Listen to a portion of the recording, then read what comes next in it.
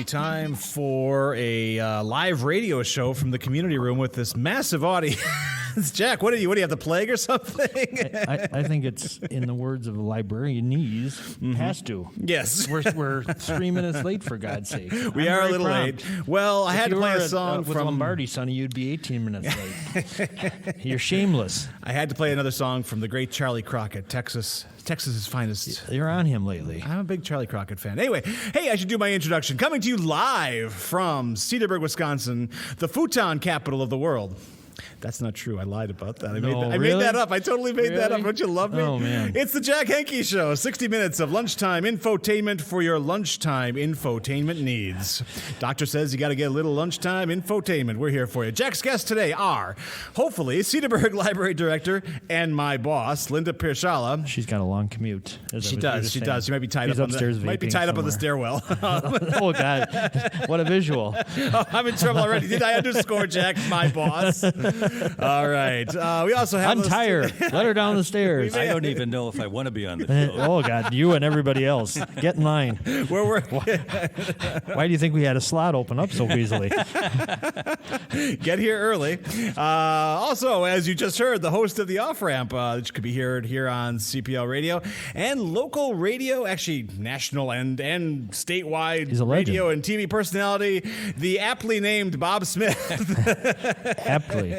My parents didn't anticipate the advertising and broadcast career when they named me, so I was stuck with that. It's a banner name. Yeah. No one will name their kid Bob. It's a real name. And we also have today the great Sam Grady, singer-songwriter, kind of a local open mic hero, appearing at in Grafton at the N7 Coffee Shop on occasion, and also at our own Bluebird Cafe. So she'll be on later at the 12:45 section of the show. And so He's here about we to graduate college, I understand. Which is an enormous Looks thing. very mature. Yeah. Hey, with a diploma, we'll look at you. That's right. Absolutely. And now the man of stellar character, remarkable wit, and stunning intellect. I could go on, but I'm having trouble reading his handwriting. Jack Henke, everybody. You and everybody else. Thank you, everybody. Welcome back for we made it to episode number 3. Remarkable. And the fiends haven't pulled us off yet. And we are just loving life. Now, there's a lot going on in Cedarburg this week, and that's why nobody's here. But we have a lot to cover. And we do. Should we start with some Cedarburg news? I think we should. Or a modified blurb, or news from the other burg? I would really like to start with what goes on over in various parking lots on Highway 60. Well, evidently, yes. Last week, a young lady from Port Washington, Jacqueline Rowley. Oh, you got the name. Yeah, well, you dig deep. It was on CBS 50. It was a CBS 58 news story. They grabbed it. Yes, they did. Yes, they grabbed it. I know it's 4, 6, and 12 didn't touch it with a 10-foot pole. Well, you got to love being in fourth place and doing what you have to do. That's great. But yes, she went to Circle B last Friday night, probably because it was my birthday and she was celebrating too hard. And yeah, I mean, and she probably was. There's 10 pins there, I hear, and if you throw a ball, they'll fall over. It's called bowling. I think there's more than 10 total. Right, yes. Here she is, long commute. Linda Pierschalla is here in the house, ladies and gentlemen. I feel like I should introduce her again. As I had said earlier. He really sucked up big time. It was big. I said, Jack's guest today, our Cedarburg Library Director and my boss, Linda Pierschalla. Yes. We heard you were tied up in the stairwell. The commute was rough. It was from upstairs. So we were talking a bit about what's going on over at Circle B. Yeah, and she evidently was getting plowed. Well, so she wisely decided, and this is where the controversy comes in, because if you go on Facebook, I'm getting a little echo. Yeah, a little bit. Yep, there we go. If you go on Facebook, the people are both pro and con her actions. It got ugly. And not a little mild-mannered either. People are either she's the a-hole or the Circle B's the a-hole. One of the gentlemen said maybe she should have went in and told the proprietors of Circle B that she was going to leave her car overnight, and then someone responded, "You must be a Democrat." You got to be kidding. Yeah, that was interesting. Republicans don't get parked in. They don't get parked in. No, apparently not. So she left her car. We didn't even get to the whole story. She left her car overnight. Yep. And it was the night of the blizzard. Yep. And even though it wasn't as bad a blizzard as they predicted, it was still a blizzard. And the next morning, she came to retrieve her car with her father. Oh, I didn't know her father came Oh, along. yeah, See, yeah. the story is getting more and more interesting by the minute. Yes, it is, and it's got to be kind of with your tail between your legs when you bring your father to get your car from the bowling alley where he had too much Hey, to drink. Dad, come dig me out. Yeah, and, well, she didn't know that she was plowed in at that That's point. true. That is true. They got to the parking lot, and her car was plowed in. Do you see this, Linda? I heard about it. You heard about it firsthand? Were you with her? No. The snowplow put all the snow in every direction around her They car. just kind of compressed her into like a brick, like you would do at like Fort Knox. It was just like you could not get the car. I mean, it took some work. Oh, yeah. Some skills. Well, it took so much work, in fact, that she inadvertently broke her car, apparently, when she was digging it out. Yeah, some Yes. pieces came off. Pieces she came she off. showed those on the They're all on in Facebook. the news clip. Yeah. We are not telling tales out of school here. So, and she went in to talk to the Circle B guy. Evidently, said, "What was he supposed to do with the snow?" You said snow happens. Yeah. Snow did happen. The snow was flying. Yes. So this has not been resolved yet. We haven't heard the last of it. No, apparently, I think where we're at right now. So again, like you said, CBS 58 did grab the story and ran with it. Not quite the Woodward and Bernstein, reportage as I was expecting for this story. You're doing hearsay from Facebook and CBS 58. Absolutely. And at the tail end of the show, what we now have, what I like to call the Jack Henke International Radio Thespians, Master Thespians of Ozaukee County, put together a bit of radio drama. We decided to take all the Facebook comments and we made a very dramatic reading of all these comments. So at the end of this broadcast, you can hear that of the very first foray into great acting. How old are you? Sam is a 22-year-old. She doesn't know. Foray. You should be embarrassed. Venture? Spend It's a too much time- library. Oh, my I have to impress my boss, so we're a place of words. You're a place I of- like 4-H. Thank you. Well, Thank you. she said it correctly. Foray wrote a lot of good music too. Yeah. Foray. Yeah. Wrote this one for Ray. So there we go. So I don't know. We'll have to check in on that story next week and see where it's at. I'm sure it wouldn't be unfolding. I bet Geico's involved by now. I would hope I'm so. thinking maybe, at a minimum. So- Last I saw, there was a former insurance agent and lawyer who was weighed in on this. So Okay. he's on her side. We should have them on the show. We'll reach out during the Yes, week. yeah, Scott, get on that.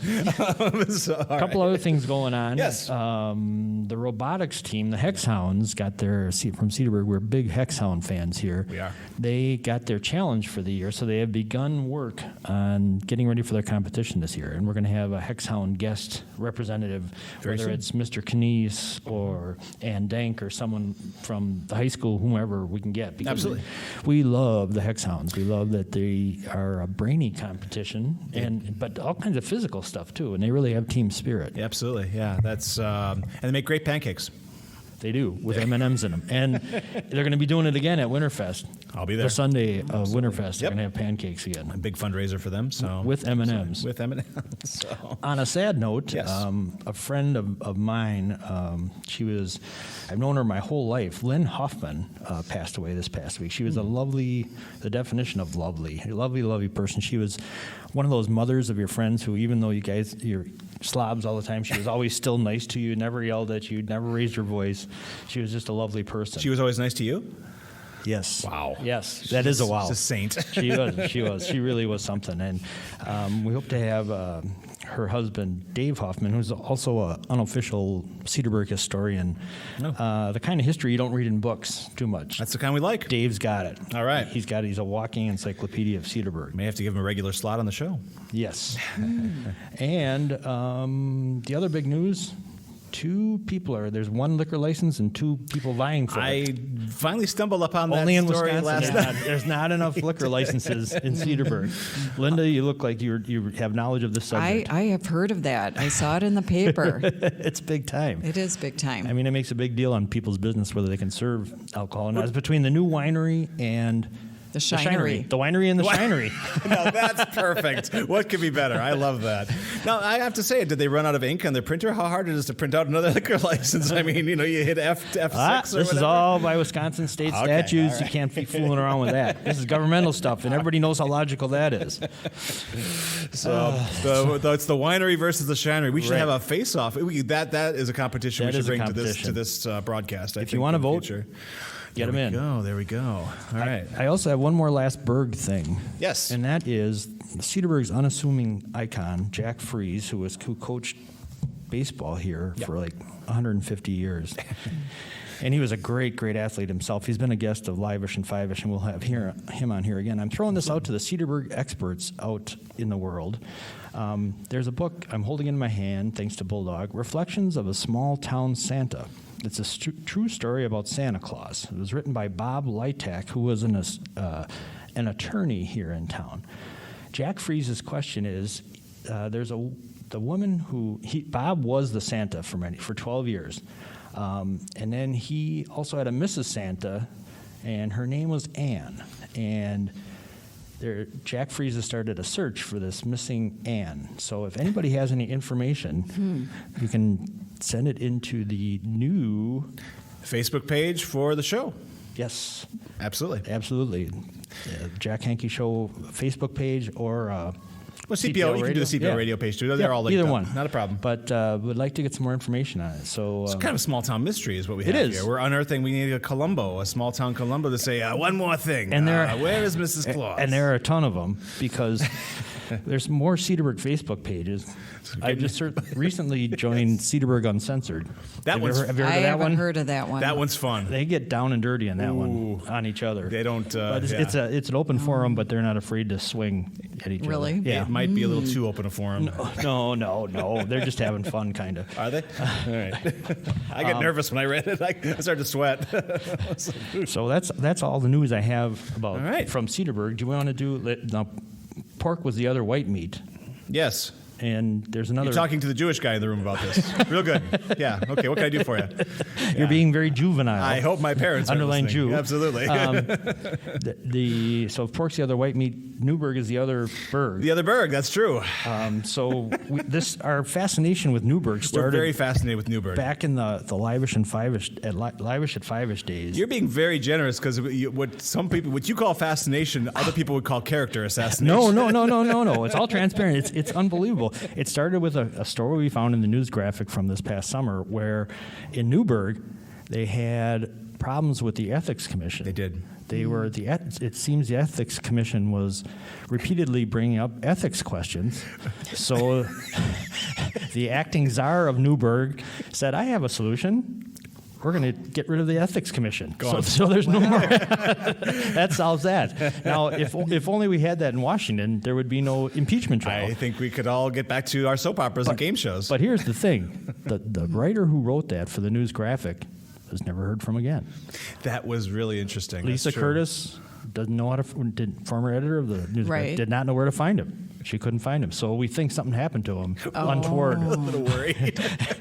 That's a mystery. It is a mystery. Another one. Yeah. So we're looking for if He's there's probably by Mrs. Claus. hiding. If there's an intrepid Newburger out there who wants to be our Newburgh correspondent to set us straight, but to make sure we don't twist the news about Newburgh, I went to the Newburgh Facebook page that's put on by the Village of Newburgh, and I found some more treasures. It's the gift that keeps on giving. And this is from September 13th, 2019. Now remember, I'm not adding any extras in here. This is from the Newburgh Facebook page. Right. The village regrets that the public oath of office ceremony for Fire Chief Mark Chesick was canceled yesterday. The administering of the oath was carried out 1 hour earlier than planned at the request of Chief Chesick due to a number of disparaging, hostile, or otherwise political verbal and written complaints received yesterday. When was the last time a fire chief ever was the target of that kind of thing? It's usually not a position that's replete with controversy. Right. Put the fire out. Right. That's really the big thing. The post continues. It would have been wholly appropriate for villagers to call on the village clerk to explain why the village was planning to administer an oath to the chief of an independent fire protection organization, but that generally did not happen. Instead, Chief Chesick and his family were accosted with accusations of impropriety and unethical behavior. It is appropriate for each American to question our governments and those in power, but that is with healthy skepticism and inquiry, not the poison of relentless vitriol. Wow. Now, it goes on and on and on and on, but the point is, and I can't share all of them. There's more posts from Newburgh that are very, very Unsavory? unique. I mean, You said it, Bob. We didn't. Yeah. remember he's the a reporters. guest. Remember the reporter's missing. Yeah, right. So I don't know. Let's remind everyone too that this is a village that population totals in 2010 were 1,254. They have since dropped in 2018 to 1,212. So that's a lot of vitriol for 1,200 people. Size, yeah, it's an Yeah. interesting place. When's the last time you were in Newburgh? Anybody here there recently? Yes. Anyone go? Yeah. Okay. Yeah, they have the River Edge is there. True. And they have the River Edge ride that I've done more than a few times. That's great. And there's All some right. nice establishments in Newburgh that are great to visit. But it just seems for a burg of that size, it has a lot going on. Absolutely. We should note that on their Wikipedia page, under notable people in Newburgh, is a Joseph Chesek, who was a Wisconsin businessman and legislator who worked in Newburgh. What was the name of the last name of the fire person? I believe it was Chester. Okay, I'm just curious. Okay, I wanted to check in on that. That's all good. We should go to commercial, everybody. Commercials? Absolutely. This is public radio. It is, but our streaming people like to have us to they save us some money if we play things for Stream on. Home Depot and Lowe's and things like that. Come back in about 2 minutes, and we will actually exactly 2 minutes. We'll have our first guest on, Library Director Linda Pierschalla. Come on big back, cheese. everybody. Absolutely. There we go. We're back on the Jack Henke Show. Thank you for tuning in, everybody, and joining us for lunch. I'd like to remind you that today's underwriters for the show are the CPL Friends of the Library. Stop down to their used bookstore, buy the book, which is in our main doorway when you walk in, and it's a little bit off to the right. And they're open tomorrow.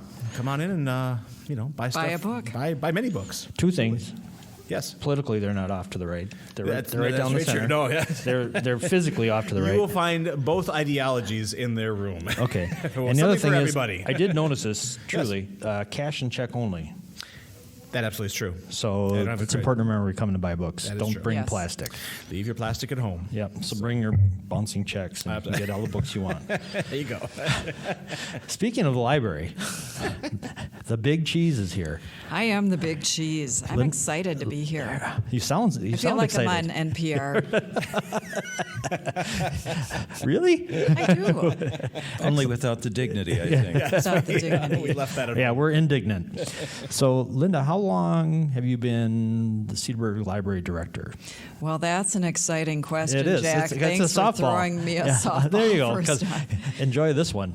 I started here 6 months before we built this beautiful new building, so I had 6 months in the interesting place next door Oh, right. that had paper-thin walls and leaky ceilings. So I was in there for 6 months, and then fortunately we got to build this beautiful library that we have now. So it's been about 5.5 years. And it really is a fantastic facility. Every time I walk in, I'm still like, wow. Because I remember the old library, and that was what I remember using, and right down to the bathroom keys that you had to get that were Yes. always being used or something. But it was something else, the old And I'll place. have you know, Jack, that bathroom was right next to my office, so I had lovely acoustics when I was working. Only 6 months. That wasn't me. that once. So it was 2014, if I'm not Yeah. mistaken. So we opened in July 2014. And I'm doing some research on the library. Well, and- I'm glad to hear that, Jack. I'm impressed. Wow, really? That's No. all? I just had to say that without really doing it? No, it's amazing all the things you have going here, but the other amazing thing is that it doesn't seem like enough people know about all of the things you have going here. You know, that is our one problem, and it's a big problem because we do so much here. We have events, we have programs, we have classes, we have resources. We have so much going on here that I feel it's not getting communicated well enough out into the community, or people come in and didn't realize, oh, you have a 3D printer, or oh, you have tech classes to help my aging parents use the computer.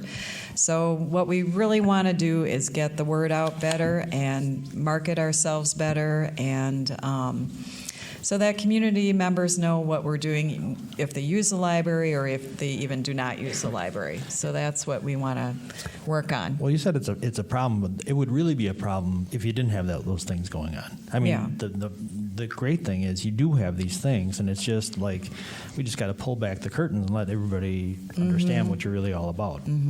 I agree. And as one of the brainchilds is you're using right now CPL radio. I mean, it's one of the very few how many are in the country? We are currently one of two. The other one is in Memphis, although those fools built a tower and decided to do a terrestrial radio station, which is about $20,000 a month electric bill. We don't do that here. $20,000 a month, I could use that budget. But what do you think, Linda, is the biggest unknown gem about the library? If you had to point to one thing and you said, oh, I wish they knew this. We have a lot of gems. I think, we're going to be starting a maker space. That's going to be a new thing, so we want to get the word out on that. What is a maker space? Okay, thank you. Good segue. So a maker space is a place where you can create. It's sort of an idea generator. We'll move the 3D printers, the digital lab, and we're going to get other tech equipment to go into that space. It'll be a community space where people can do projects or individual projects, community projects or individual projects. And it's just a way of people to create and make things and do group things or individual projects. That is so cool. Like the things that you have to move are unbelievable that they're available in a library. Yeah. So that'll be for teens and adults, where the adult DVDs used to be. Wait. Adult DVDs, not. Let's clarify, because I may have to go over and check something out. I think they're talking mature content. Thank you. It only goes up to R. Jack's still a few people who still subscribes to Cinemax. Skinamax, we hardly knew you. I have a question for you, Linda. This is something I've never asked you. And This will be good. It's not too much of a loaded question, I don't think. But what was your very first library job? How did you get into this world? Why libraries? How did it happen? I started, I wanted to be a writer. And then my dad said, well, how are you going to make any money? So then I got a library science degree and thought I would write on the side. But then, of course, I started working and I didn't have time to write on the side. But my first library job was in West Chicago at a West Chicago public library. And then I worked at an academic library after that at Illinois Benedictine University in the Chicago suburbs. And then from there, I came back to Wisconsin, worked at Waukesha Library, was director at Whitefish Bay Library, and then came here.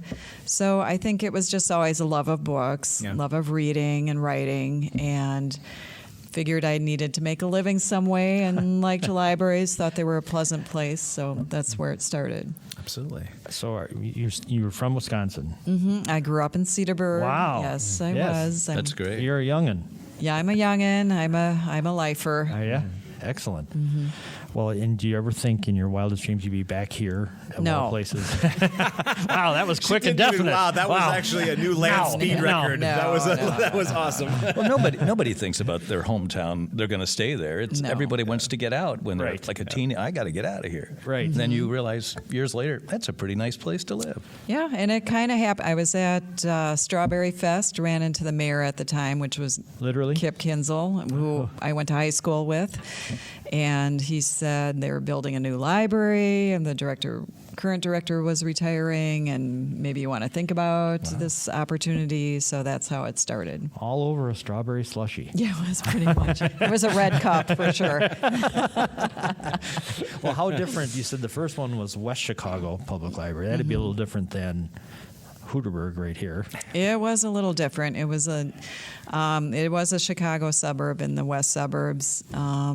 Different environment. It was an original Carnegie library.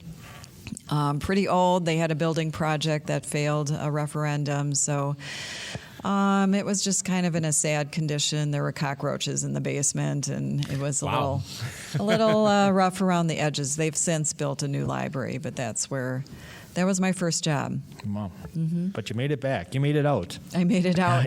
Made it back here. You climbed back. Mm-hmm. Excellent. So, especially in the winter, there's so much for kids and adults to get their brain going and other things as well. So it's just a great place to be. And do you know that I love that quote by Paula Poundstone? You ever heard of Paula Poundstone? Yes. You know the quote? She's got a lot of quotes. Yeah, well, this one's about library. She said, "The truth is, libraries are raucous clubhouses for free speech, controversy, and community. Librarians have stood up to the Patriot Act, sat down with noisy toddlers, and reached out to illiterate adults. Libraries can never be shushed."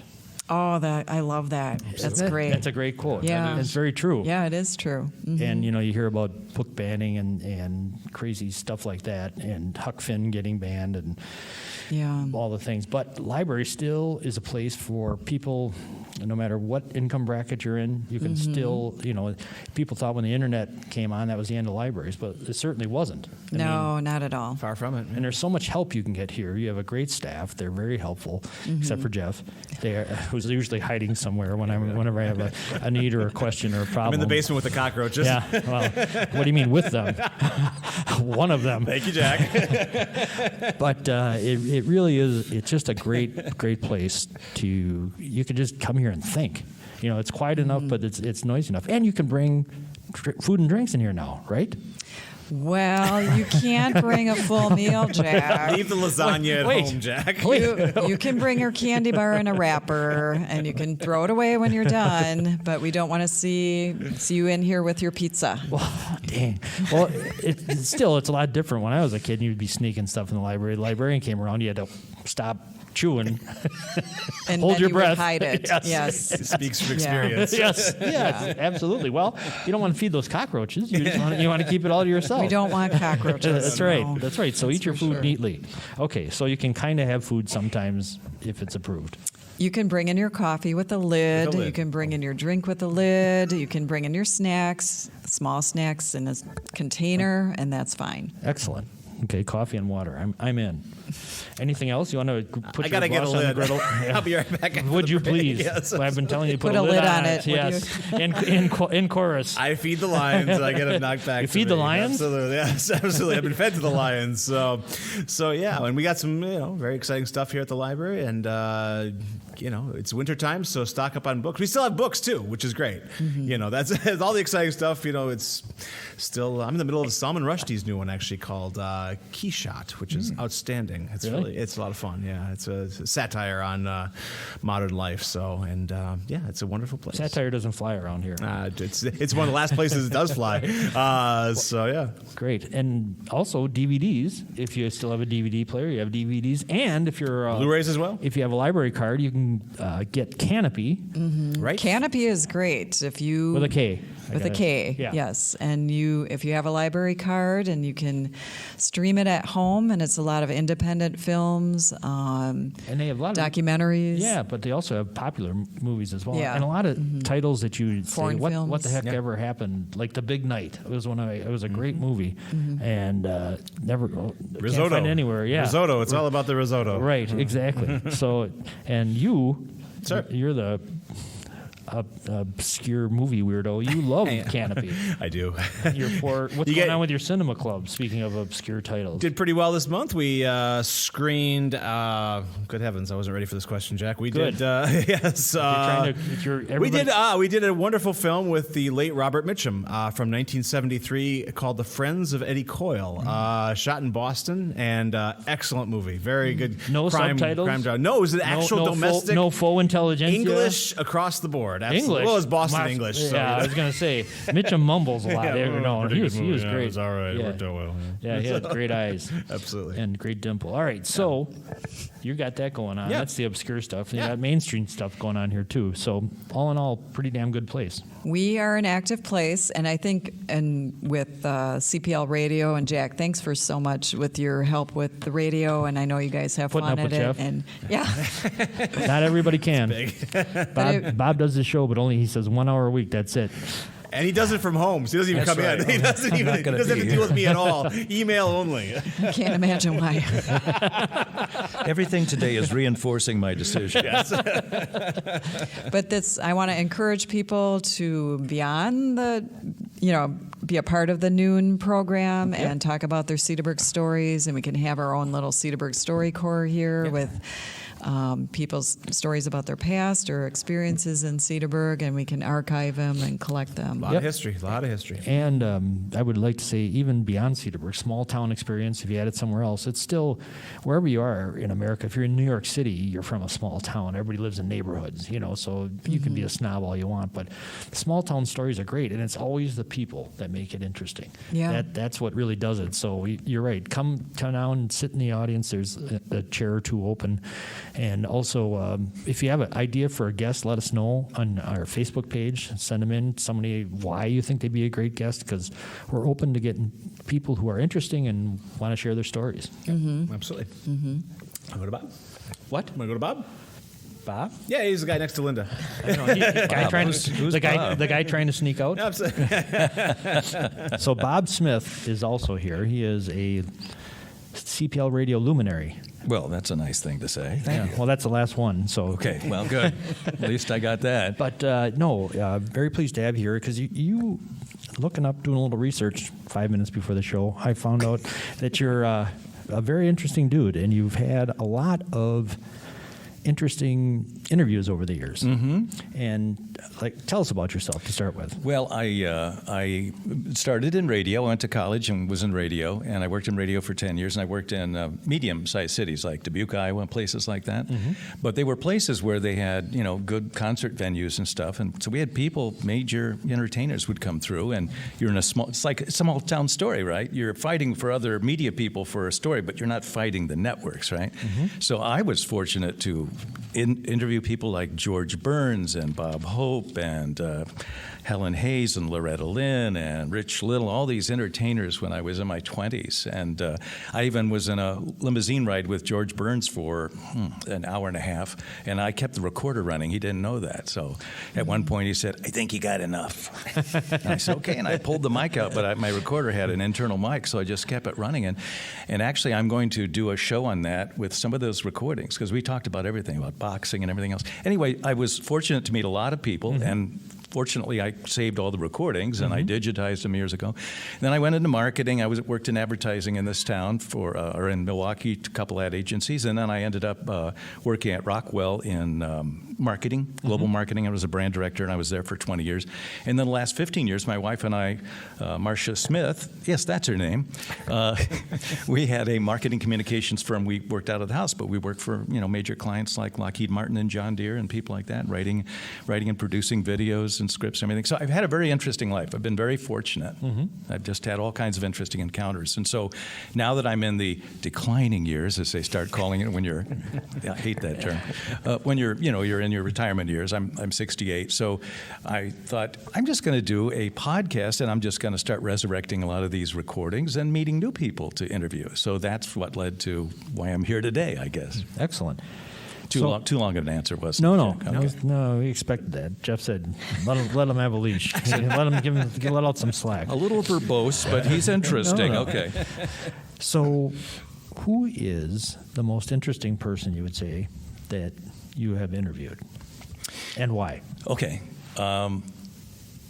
Well, the most fun person I interviewed was Bobby Goldsboro. Remember Bobby Goldsboro? He did Honey and all these songs. And Watching Bobby grow? Yeah. Or something, whatever it was? He invited me to his hotel room before the show, and I went there, and he was just the most fun person, talking and joking. He did those little ribbit sound effects and everything. And he was so much more of an entertainer, much more widely, I guess he needed a lot more credit than he ever got, because people think of the Honey song, But he had toured with the Beatles before they were big. He was Roy Orbison's guitar player. Really? He and Roy Orbison wrote a lot of songs together, and he had this very interesting career. Yeah, and then he talked about he says, then I did the Honey song. Then I got all these songs about a wife died. Then I did Watching Scotty Grow, and I got all these kid songs from people. It was interesting to hear him. But I guess George Burns is the one that I think of the most, because when years later, after I did this, when I was living here in Cedarburg, my kids were going to Cedarburg Public Schools in 1994 or something. George Burns, I think, was 97 at the time. He was 84 when I met him.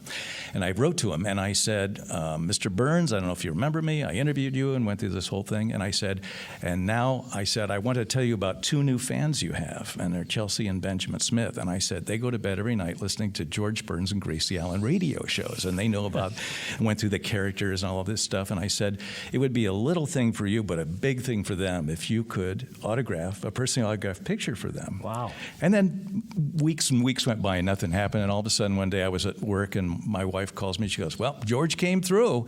And I came home and there was a package there and these 2 photographs, 8x10 glossies with this real shaky old man's handwriting, to Ben, all my best, George Burns, to Chelsea, all my best.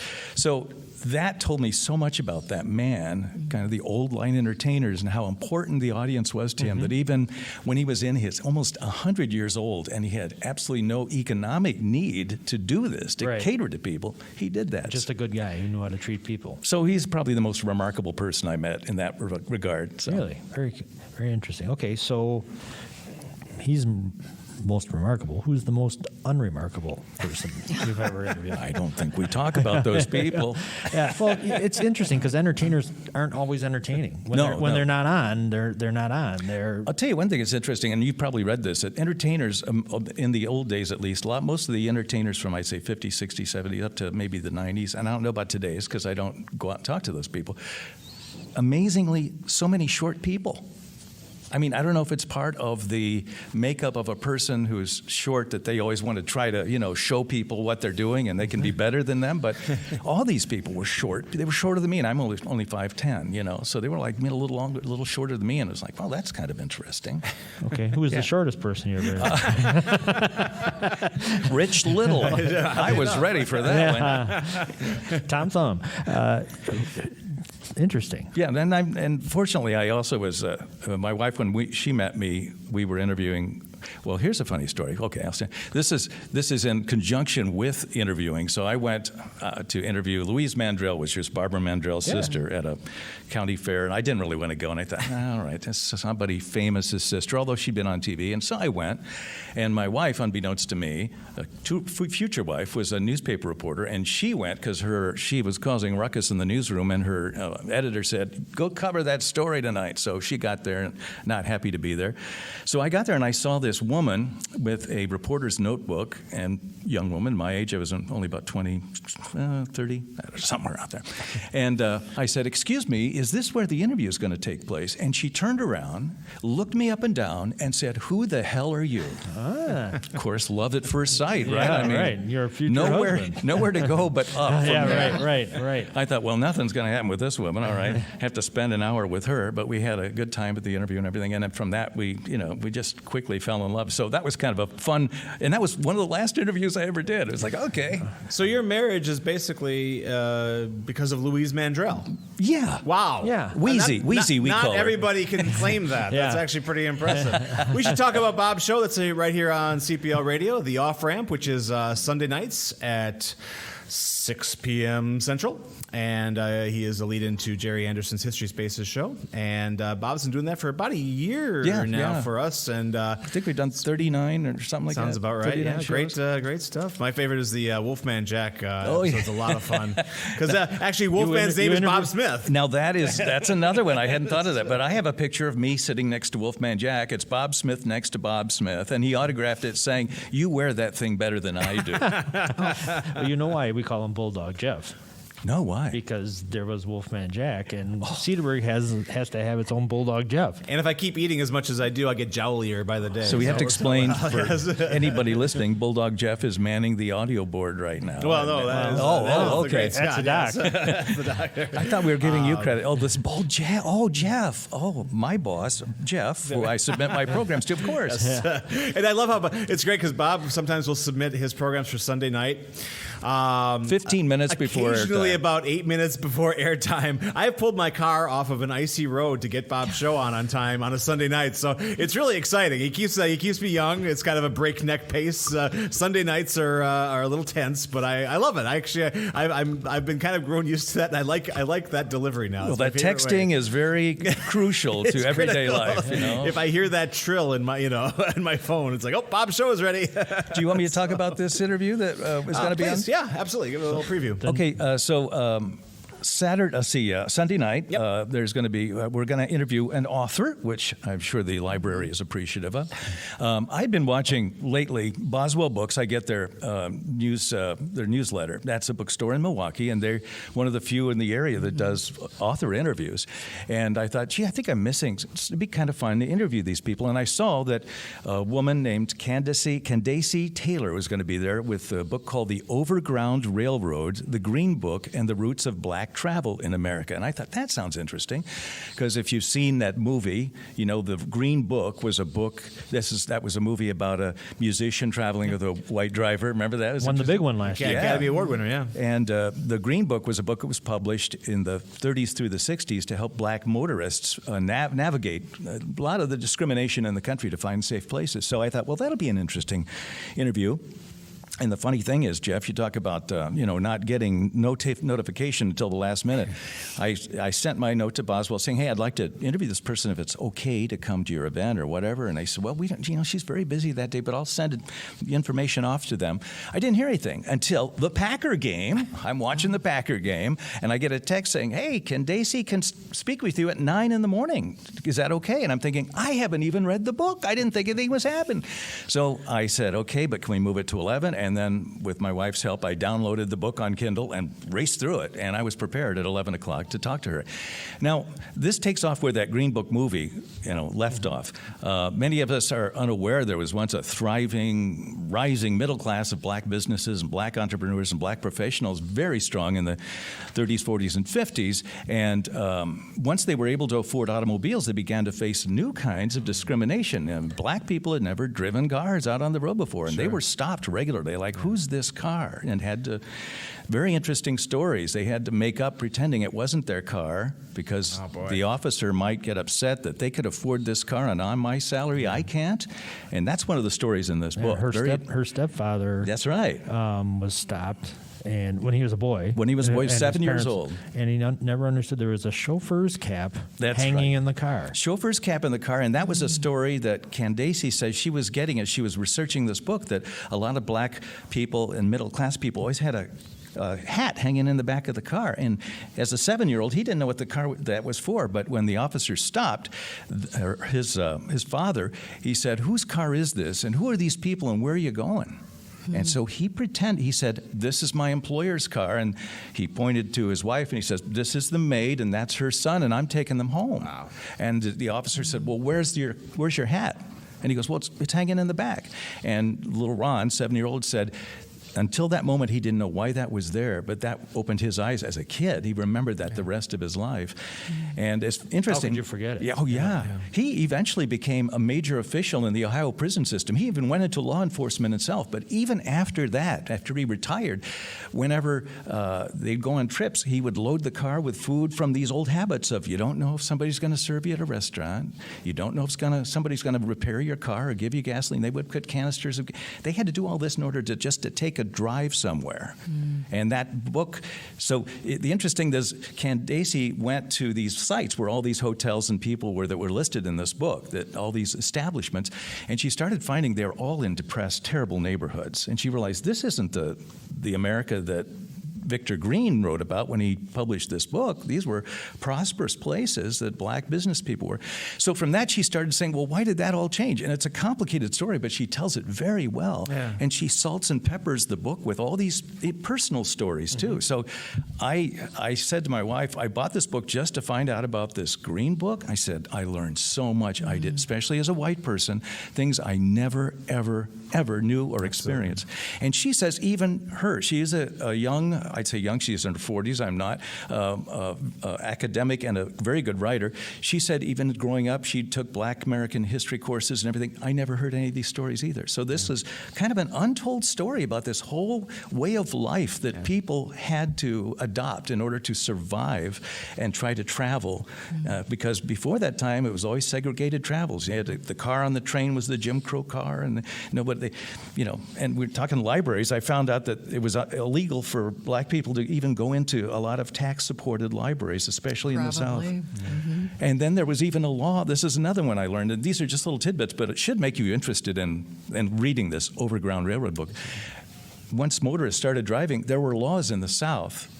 If you were a Black person and you passed a white person with your car, you could be arrested. And then there were all kinds of discrimination up here in the North too. Sundown towns where you'd have to leave before 6 o'clock. You couldn't stay there. You could work there, but you couldn't stay there. And that was one of the ironies too, that you said the sundown towns in the old days. Now, those places where the Black people had their thriving businesses, you wouldn't want to be there after dark. That's right. Yeah. Black or white, it was not good neighborhood. So.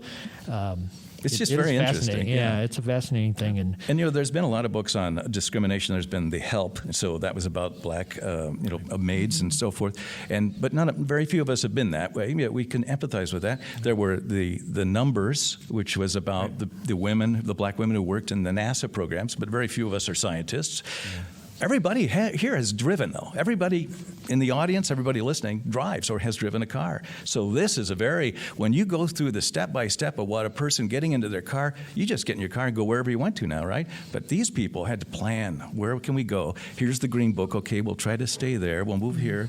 And then after World War II, he even published the Black colleges because the GI Bill would give you money to go to college. And so but most colleges wouldn't accept Black people.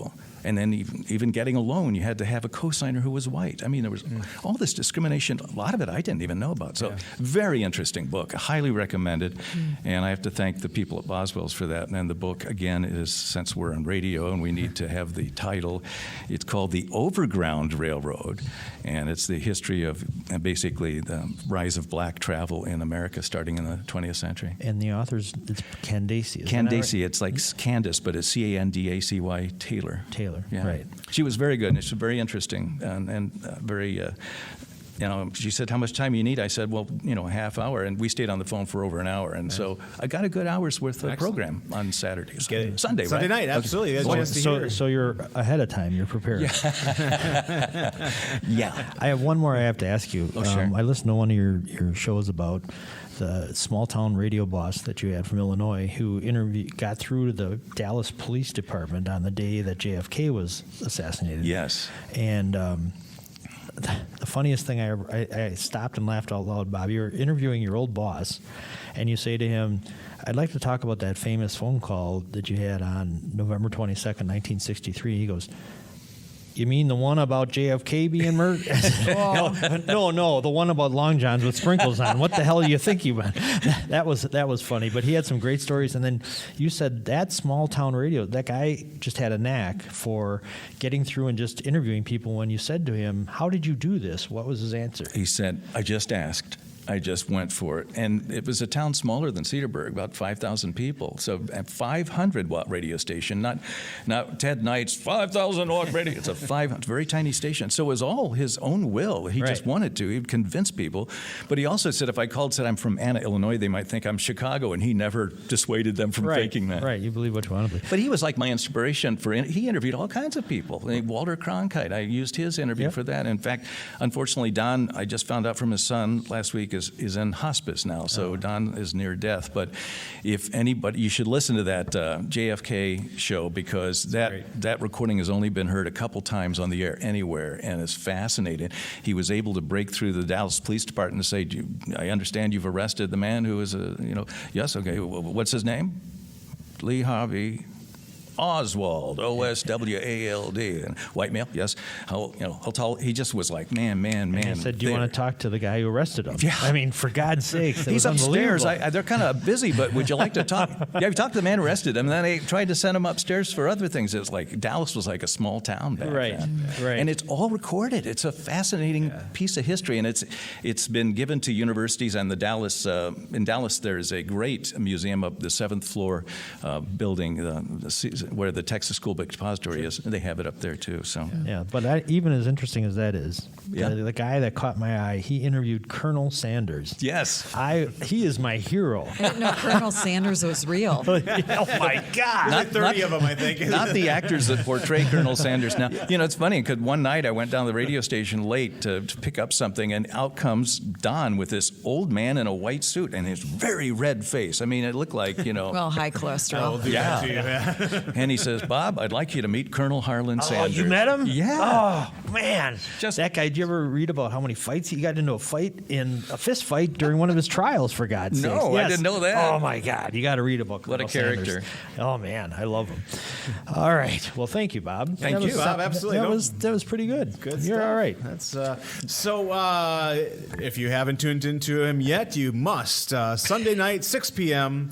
Right here on CPL Radio, and you can find some of his episodes on our podcast page. I'm getting caught up because we switched from SoundCloud to our new service, but we'll get the rest of your old shows back up there, and they're all wonderful. Great audio. Thank you. Nothing. Yeah, really cool stuff. It brings you closer to history, I feel, than the audio side of it, and I think that you bring that really wonderfully, and we're really lucky to And have. it's called the off ramp. It is the off ramp. Yes. That's right. Excellent. Sunday at 7. We are going to take an off ramp from the Jack Henke Show and do some quick commercials. When we come back, the great singer-songwriter Sam Grady is here, and she's got a guitar, so I guess that's a good sign. So when we come back, we're going to hear from her. Can't wait. Enough talking. All right. Let's jam. Here we go.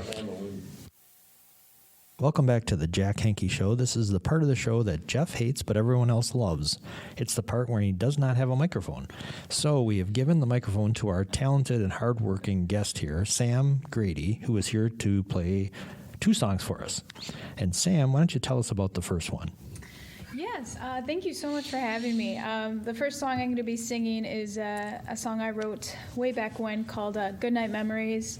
And it's a song near dear to my heart. I've been playing it for a while, but it always kind of brings me back to why I started music. So, Great. all right, here we go.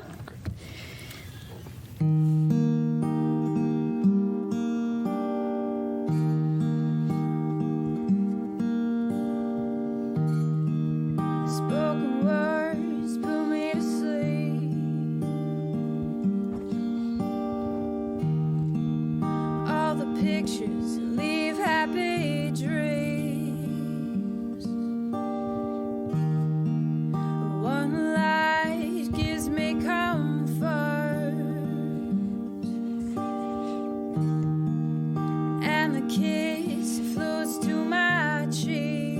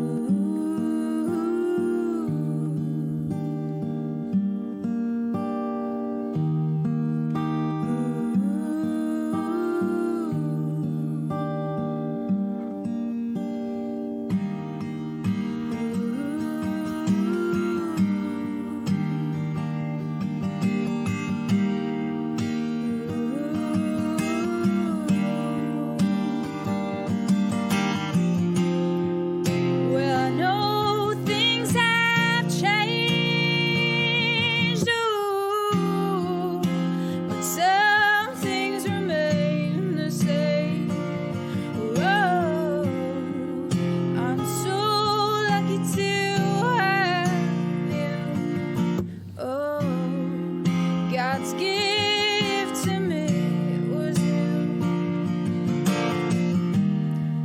Crayon markings on the wall. I guess it's time to wipe it off. Now your tears fall, and I just can't calm it down. Well, good night, memories.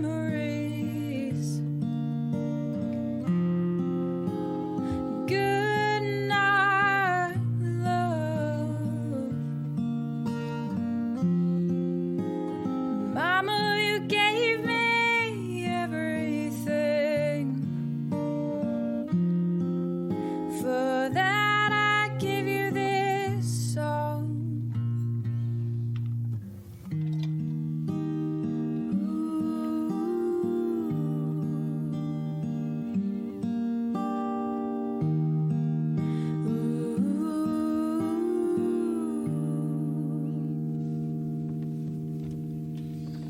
Woo!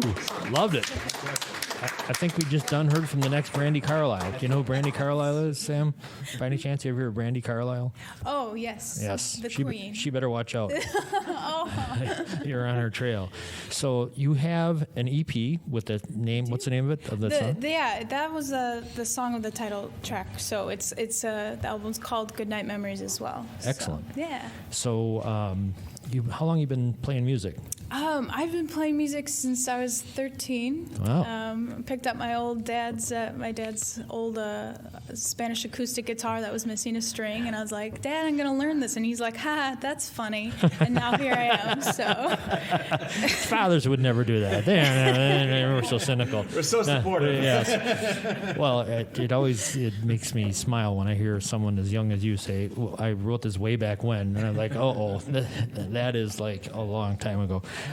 But you have another instrument. That was the guitar, and you have with you. I got my ukulele here too. Excellent. So what are you going to play on the ukulele? Another original. Another original, yeah. This one hopefully will not make you cry. I've been known to have kind of sad songs, but this one's called Smile.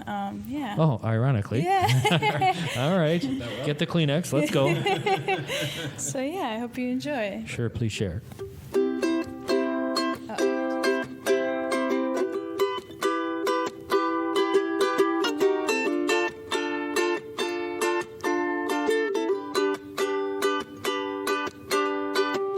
World singing through my window, harmonies that will let go of my mind, and it's fine. So I just smile.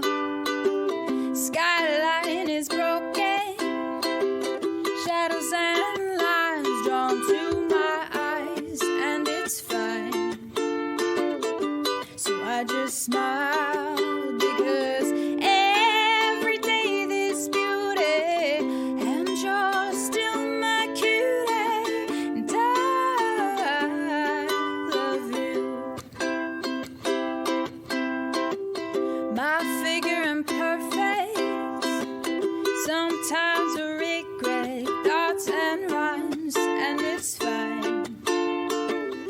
So I just smile when our reflections collide. It's time to put aside, but I know you're not slow.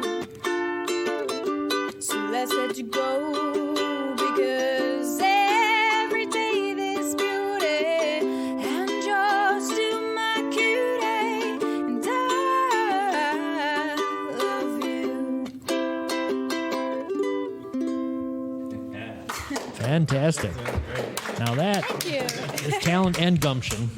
I mean, to write original music and for ukulele, that's impressive. So thank you very much for being with us here Thank today. you so much. And if people want to know where you are playing live, where should they go? Yeah, you can check out my events on my Facebook page, Sam Grady Music. Yeah, I post all the stuff that I'm playing. All right. Well, the Jack Henke Show is going to like your page. That's cool. So thanks Great, very thank much. you. So thank you. We'd like to thank the Big Head Cheese. That's right. Linda Pierschalla. Good to be here. But then I'm here all the time.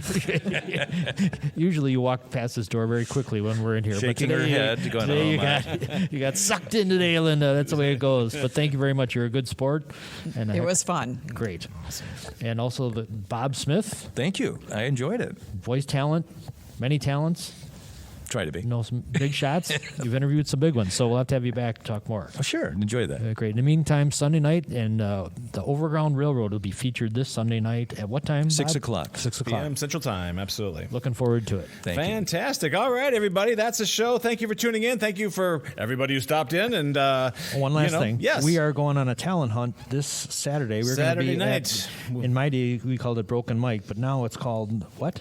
the Bluebird Cafe. Bluebird best Cafe. of. It's their best of event. And 10X. And we will be there with like a clipboard and a cigar saying, hey, kid, you want to be on the radio? Yeah, just sign right here. So if you see us there, come on over and say hi. Yeah, We'll absolutely. post some pictures, but we're looking forward to that, and looking forward to hear more from Sam Grady. Sam too. Grady was absolutely wonderful today. Thank Just you so fantastic. much. Thanks for Without our a studio doubt. audience. They're Absolutely. our devoted duo. They are, yes. We're hoping for a trio next week. You never know.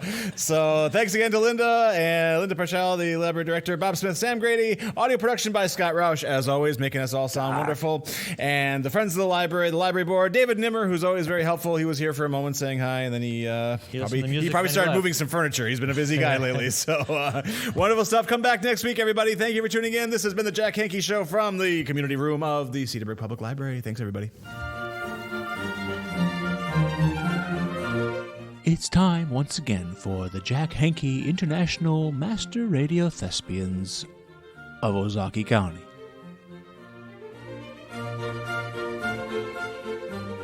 The following is a dramatization of actual comments from the Cedarburg Uncensored posts on Facebook regarding what we like to call the plowed-in car in the parking lot of Circle B on a snowy Saturday night in January.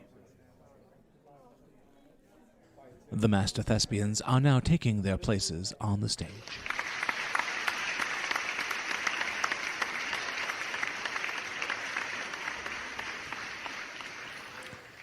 How ridiculous. Just some salty plow driver mad that there was a car instead of seeing that someone was being responsible.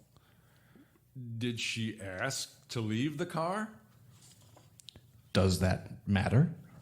Well, I'm wondering if she would have been advised to put the car elsewhere in the lot if she had mentioned that she was too drunk to motor home. But you can't just leave your places and not tell a business. I mean, we all knew it was going to snow. Jeez, you should hear yourself.